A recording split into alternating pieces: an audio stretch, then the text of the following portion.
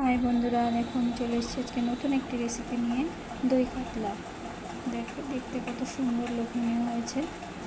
তো আমি প্রথমে কাতলা মাছগুলোকে ভালোভাবে ধুয়ে ওখানে রেখেছি।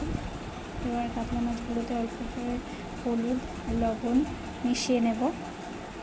দেখো, ভালোভাবে মাখিয়ে নেব এপিট ওপিট করে মাছগুলোতে। কত সুন্দর মাছগুলো আমি লবণ হলুদ মাখিয়ে নিচ্ছি।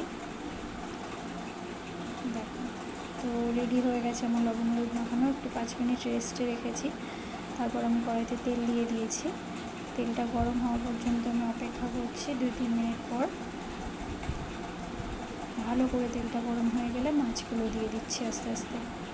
আমি কিন্তু লোহার কড়াই ব্যবহার করি, আমার রান্না করতে খুবই সুবিধা হয় সেই জন্য। এবার আমি মাছগুলো আস্তে আস্তে সবগুলোই ভেজে নিলাম। সবগুলো এক এক করে ভেজে নিয়ে তোমাদেরকে দেখাচ্ছি। তারপর দেখো, আমি মাছ ভাজতে বসিয়ে দিয়ে একটা মশলা করে নিয়েছি। মৌরি, বাদাম, পোস্ত, তিনটে একসঙ্গে মিক্স করে একটা মশলা বানিয়ে নিয়েছি। তো এখানে আমি ফোড়ন দিয়ে দিয়েছি তেজপাতা, শুকনো লঙ্কা, গোটা গরম মশলা। ওগুলো ভাজা ভাজা হলে তারপর আমি পেঁয়াজ বাটা দিয়ে দিয়েছি।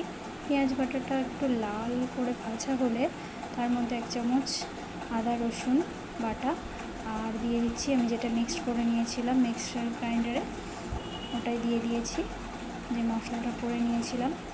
এবার এগুলো ভালো করে ভেজে নেব আমি।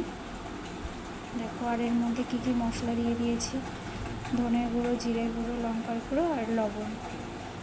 আর এই মাছগুলো সবগুলো আমি ভেজে রেডি করে রেখেছি, সেটা একবার দেখিয়ে নিলাম। তারপর মশলাগুলো খুব ভালো করে ভাজা হয়ে গেলে আমি তার মধ্যে দইটা ভালো করে ফেটিয়ে নিয়েছিলাম, দিয়ে নাড়িয়ে চাড়িয়ে পরিমাণ মতন জল দিয়ে দিলাম। দেখো, এবার ওটা ফুটে উঠলে, গ্রেভিটা ফুটে উঠলে আমি মাছগুলো দিয়ে দিয়েছি। মাছ দেখো কত সুন্দর ফুটে উঠেছে। আর দেখো, রেডি হয়ে গেছে আমার দই কাতলা। উপরে একটু গার্নিশিংয়ের জন্য আমি দিয়ে দিয়েছি কাঁচা লঙ্কা আর ধনেপাতা। দেখো কত সুন্দর দেখতে হয়েছে। ওকে বন্ধুরা, টাটা।